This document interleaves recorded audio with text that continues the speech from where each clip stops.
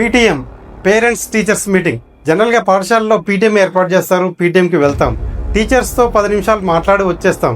కానీ నిజానికి ఆ 10 to 15 minutes అనేది మీ పిల్లల ఫ్యూచర్ మార్చగలవు.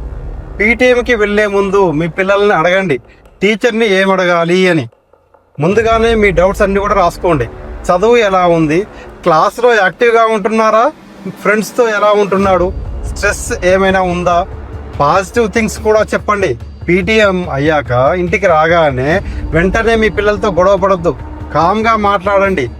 3 స్మాల్ గోల్స్ పెట్టండి. ఒకటి స్టడీస్ కోసం, ఇంకోటి బిహేవియర్ కోసం, మరొకటి కాన్ఫిడెన్స్ కోసం.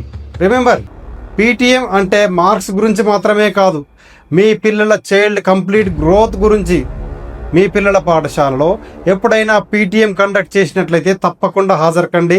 మీ పిల్లల యొక్క ఫ్యూచర్ గురించి ప్లాన్ చేయండి.